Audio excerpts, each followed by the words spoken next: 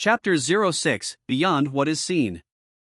Cain appeared in the middle of a golden beam of light, being teleported back to the trial's starting point. The environment was the same as before.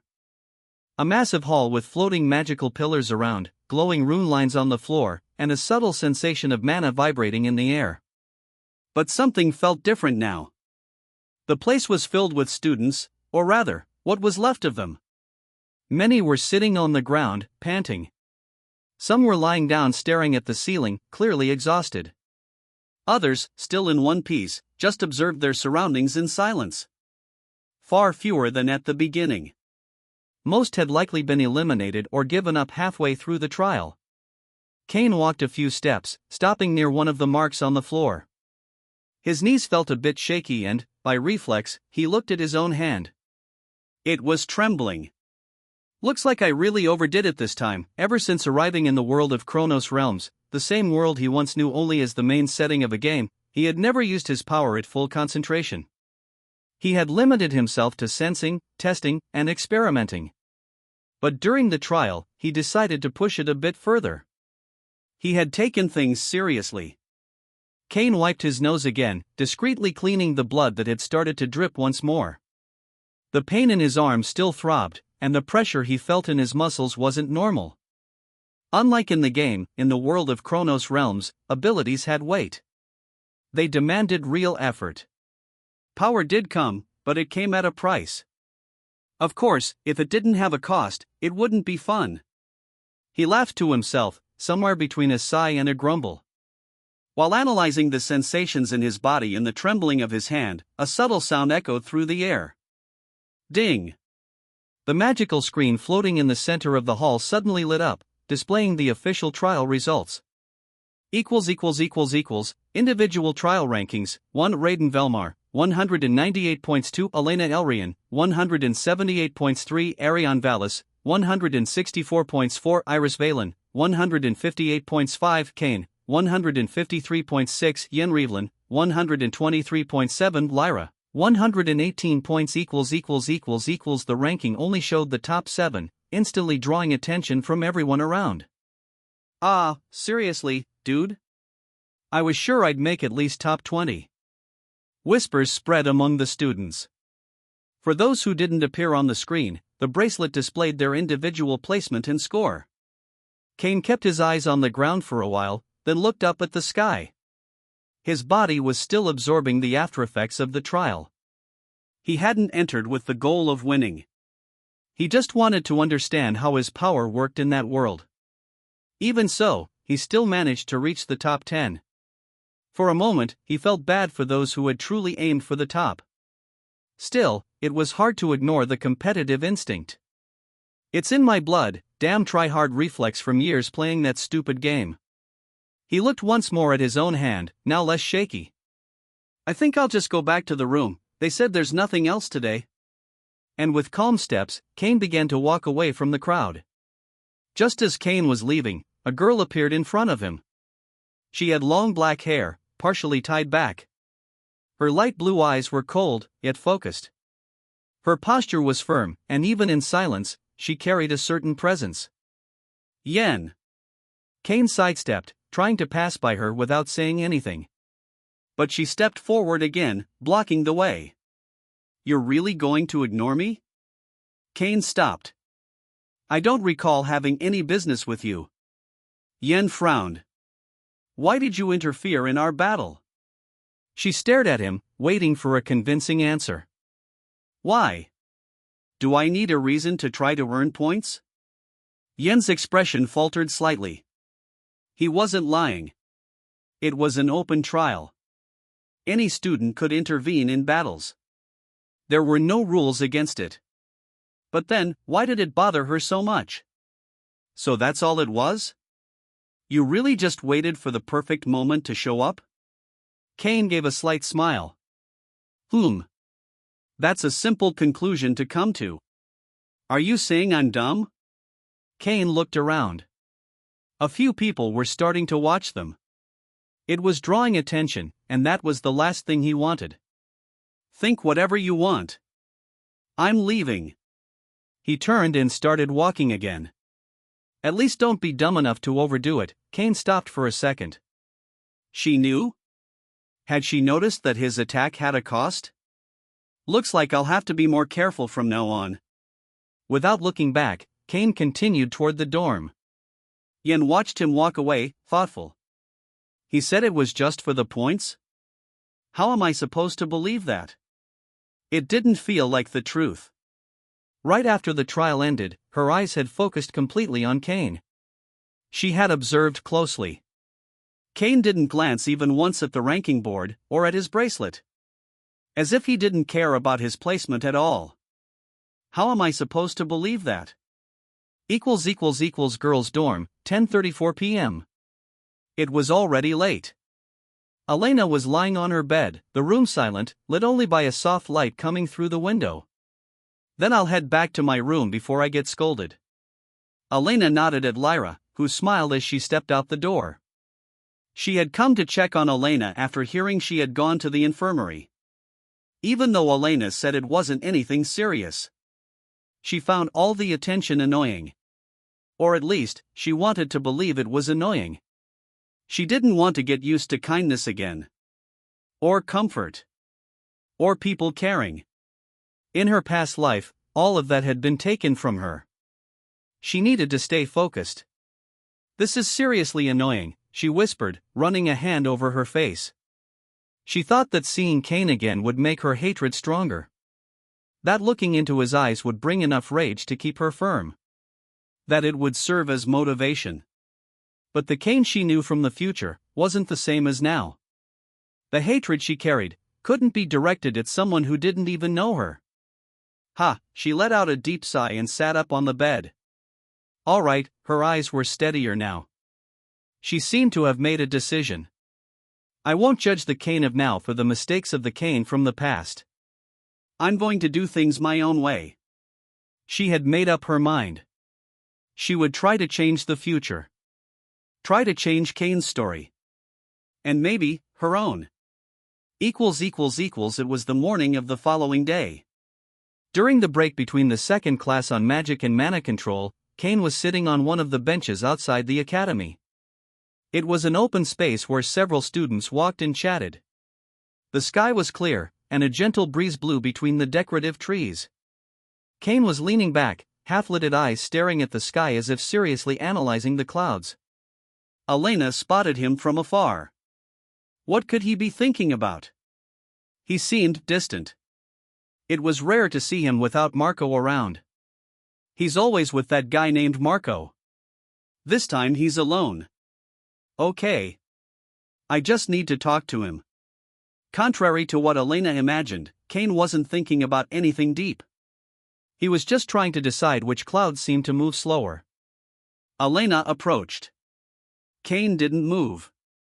Hey, can I talk to you for a bit? Sure. Go ahead. He replied without taking his eyes off the clouds. Can you at least pretend you care? Was he always this stubborn? Kane slowly lowered his face and looked at her. So? Elena hesitated for a second, about yesterday's trial. Why didn't you attack me and Raiden? Kane was surprised. He expected many things. A declaration of war. A hate speech. Insults. But that kind of question? First Yen, now her? He thought for a moment before answering. What should I say? He needed to act like the Kane she knew. Then he spoke, why did you think I would attack you? The question hit like a stone in the center of Elena's thoughts. She opened her mouth, but no words came out. Her gaze faltered for a moment, turning away from his face. The silence between them grew heavy. Damn, why am I hesitating in front of this kid? She took a soft breath, trying to regain her composure. I was exhausted, and Raiden had already given his all. It would have been natural for you to take the opportunity. The words came out quieter than she intended, but still clear. She finally answered. So you judged me as a threat after only a week of classes? She held her own arm. What was she doing? She had compared Kane to his past version. The very one she had promised herself to leave behind. But even the Kane from the past probably wouldn't have let that opportunity pass. Was that what made her want to ask that? But something was off. He didn't seem the same. He wasn't a walking threat. He wasn't him. What was changing Kane? Sorry. I misjudged you. She said it in a low voice as she turned to leave, her gaze fixed on the ground. Just as she began to walk away, Marco arrived. Her eyes briefly met his as he approached. For a moment, Elena froze. Her eyes locked onto his with genuine surprise, as if she had just seen something that had always been there, but only now made sense. She quickly looked away, a bit shaken, and continued walking in silence. As she walked off, Marco stepped closer to Kane. Dude, what did you say to her? What? Don't look at me like that. I didn't say anything. Kane kept watching her as she disappeared into the distance. Would have liked to, but I really didn't say anything. Chapter 07 Not Magic. Just force. 3 days had passed. It was Sunday, the only day off during the week at the academy. While most students were resting or hanging out in the courtyards, Kane was outside the inner boundaries of the institution, in a spot few knew about, a quiet forest surrounding the academy. A small lake reflected the sky, and the trees formed a natural circle around it. The sound of water, the soft rustling of leaves, everything in that place gave off a strange sense of peace. Kane was sitting on the ground, legs crossed, eyes closed. To someone watching from afar, he might have looked like a meditating monk. But the truth was a bit more complicated than it seemed. Kane wasn't meditating. He was storing mana. For any mage, that would be insane. Storing mana? How could anyone even do that? If for alchemists the philosopher's stone was the most desired treasure, for mages, the ultimate dream was a body capable of storing pure mana. But there was Kane, doing exactly that. That was one of the reasons he had mastered the character so completely during the game. A character that stored mana? Who would care about that, when there were dozens of items and catalysts for that in the game? But Kane, the character, was built to depend on it. His combat style based on repulsion vectors only worked with good mana storage. Anyone from Earth with some basic physics knowledge would say, what this guy does is based on Newton's third law. For every action, there is an equal and opposite reaction. But to create a reaction, you needed an initial impulse. Something to act as fuel. In Kane's case, that fuel was pure mana. Not shaped into fire, ice, or lightning. It was raw energy, condensed in his inertia core, a kind of energy center that stored that mana in condensed form and used it as the base for his vectors. That's how he created his techniques. The mana entered the core and was transformed into vector force when he wanted. That force acted in the space between him and the target, pushing, launching, repelling. All based on mass, direction, and intent. Without that foundation, Kane's abilities simply wouldn't exist. The secret wasn't just in the force vector.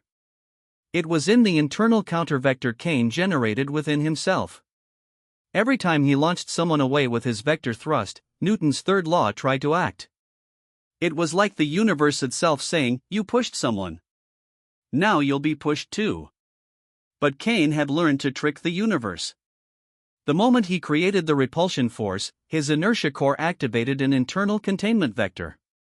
It was a wave of energy that traveled through his body in the opposite direction, canceling the reaction. It was like Kane applied the force against the world, and at the same time, applied an equal force against himself, from the inside out. The result? He stayed in place. Not by breaking the laws of physics, but by playing with them. There were several variables that had to be considered for his powers to work. That's why the character was labeled useless by players, they couldn't pull off even half of those steps. That's really interesting. Kane heard the voice and opened his eyes immediately. You can hear me? He ignored it, still focused. Weird. I was sure you had heard me. In front of him, a light figure floated from side to side. Small, with translucent wings and a clear aura. Her appearance screamed, I'm a fairy. She flew around Kane, watching. You're storing mana in your body? I could have sworn you primates couldn't do that like we can.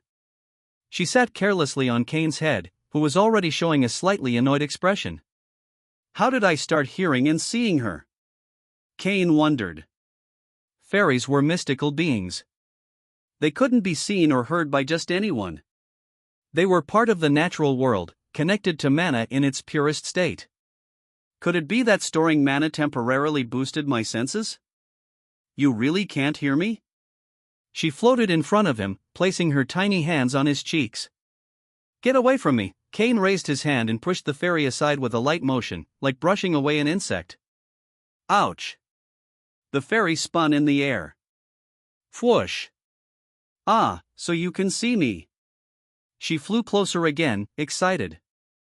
Besides storing mana, you can see me too. You're definitely a different kind of primate. Who is she? Kane knew there were fairies in the world of Kronos realms. And that people with strong mana enhancement could see them. But it was just a minor detail in the game. A visual effect with no impact on the story. You could even disable it in the settings.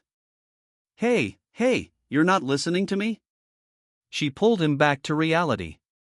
Don't bother me. Go find something to do. What? Do you know who I am? Don't care. The fairy pouted, puffing up her cheeks. Kane stood up. He clenched one of his fists, feeling mana circulate more freely through his body. It was a new sensation. Looks like my senses really do get sharper while storing mana. He had never felt that while playing. But here, in this world, everything was different. He wasn't just a player anymore. His senses were sharper. Hearing, sight, even touch. Everything felt like it was working on a higher level. He stretched his arms and legs, feeling his body a bit numb after staying still for so long. Hey! I said stop ignoring me. Kane slowly turned his face toward the fairy, taking his time, as if trying to guess what nonsense she'd say next. Finally, you should be grateful you're even talking to someone, so her sentence was cut short. Her body began to glow and slowly fade, like particles of light dissolving into the air. Looks like the effect is still short for now. The sensory boost was fading along with the mana he had accumulated. Kane stood there for a few more seconds in silence. Huff, Elena really is in her first return. He looked at the calm surface of the lake, the distorted reflection of the trees, and his own face with that same indifferent expression. It's her third life, and I'm in the body of the guy who helped destroy the second one. In Elena's second life, the villain Kane was the weight that pushed others to grow stronger. He was the problem that forged the protagonists. And now he just wanted to live in peace. Let Elena do whatever she needed to do, follow her path, and stay out of it. That would even help her. This time, he wouldn't contribute to the world's destruction. But the idea of not getting involved was already starting to bother him. Can she really handle it all on her own? Every event? Every monster? He let out a soft, almost silent sigh. He knew that if he did nothing, the story might collapse even faster. Or worse, things could spiral out of control in ways the game never even showed. Becoming the villain again made no sense. Elena would likely try to change Kane's fate in her second life in Kronos realms anyway. But ignoring everything didn't feel right either. I still don't know which path I'll take, but if everything around me starts falling apart, I won't be able to enjoy this new life. He turned around, shoved his hands into his pockets, and started walking back to the academy. Time to head back. It was Monday morning. Sunlight streamed through the tall windows and lit up the floor, but it didn't change the bored expression on his face. Kane walked with his hands in his pockets, heading toward the magic combat classroom. The hallways were more crowded than usual. Students chatted excitedly about the first practical class. Kane, on the other hand, just kept walking at a slow pace, dodging groups. While walking, he heard fast footsteps behind him, along with slightly heavy breathing. Hey, where were you on Sunday? I didn't see you at the academy. Did you go home? Marco appeared beside him, talkative as always. Home? Kane paused for a moment.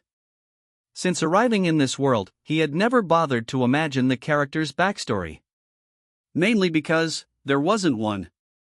Unlike most protagonists with tragic or elaborate histories, Kane, the character, was just someone from the streets. Simple as that. A nobody. He got into the academy because someone sent a recommendation letter to the headmaster. And since he had nothing to lose, of course he accepted. I was just around. Where's that? Kane ignored Marco's joke and kept walking at his own pace. Now that the tutorial was over, he wanted to understand what the classes would be like from now on. Combat magic, for someone who doesn't even use magic? He thought. There are a lot of students here today. Oh, you don't know? Today is Professor Erin's class. They say she's really good at what she does. And beautiful. So that's why? As soon as he entered the room, Kane felt it right away. The air seemed heavier. Mana flowed through the space as if it had a life of its own. Could it be because I stored mana yesterday? The whole place felt like it was breathing compressed energy. Erin was already in the room. Short, calm posture, and a simple smile on her face. She had dark brown hair and amber eyes that stood out for their unusual color. She wore a long robe in the classic mage style, with subtle reinforcements for combat. Her presence was solid, with a relaxed energy that contrasted with the mana-charged atmosphere. I don't know why she filled the room with mana. Kane yawned, sitting in the back. But this place is perfect for a magical nap. All you think about is sleeping, Marco grumbled, sitting next to him. A few minutes passed. Class began.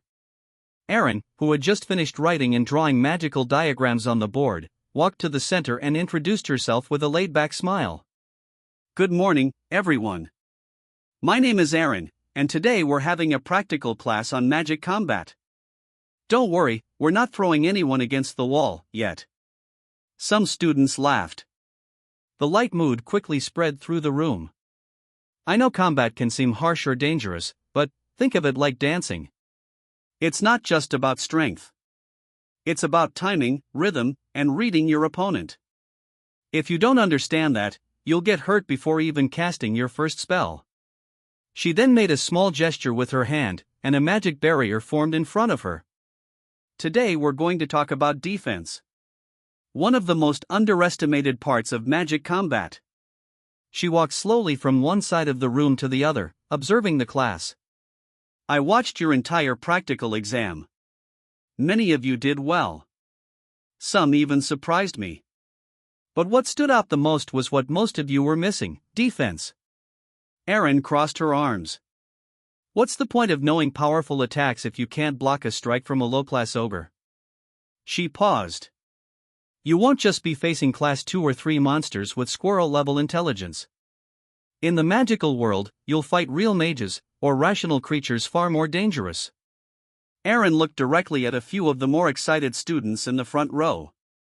In that exam, I saw students lose not because they lacked power, but because all they knew was how to attack. She then demonstrated a basic sequence: quick shield conjuring, impact redirection, and posture stabilization. Time passed as she explained everything. Marco was writing down notes with impressive focus. Kane, on the other hand, had his head down, arms resting on the desk, and his breathing was almost unnoticeable. What started as boredom had turned into a light nap, disguised just enough to look like he was deep in thought. All right, all good so far? Erin looked around. Almost everyone nodded. Then let's test it with a volunteer. Unlike what you'd expect, several hands shot up at once. Of course, right? A fun, beautiful, and skilled teacher. Who wouldn't want to stand out a little? Erin glanced around the room. Almost every student had raised their hand with excitement. Most of them, naturally, were boys. She observed them with mild curiosity, until her eyes landed on the back of the room. That's when she noticed Kane, head down, completely unaware of what was happening. He was actually asleep. Not even trying to fake it. Aaron sighed, slightly amused. He really thinks my class is that boring? You in the back. The one who looks like he's in another dimension. Come up here. Several students turned their heads at the same time, staring at Kane. Marco nudged his shoulder. Wake up! She called you. Kane slowly lifted his head, blinking lazily, eyes still heavy. Knew this crap would fall on me, sorry, can't you pick someone else? I'm not good with this stuff. Aaron raised an eyebrow, crossing her arms. Bold of him to try to get out of this so easily. Don't worry. It'll just be a simple demonstration. But I insist. She cut him off with a firm look and a gentle smile that made it clear he didn't have much choice. Saying no again would be plain stupid. Kane didn't want trouble with teachers. At least not this early. He got up calmly, hands still in his pockets, and walked toward the center of the room like someone heading to grab a coffee during break. Like I had a choice.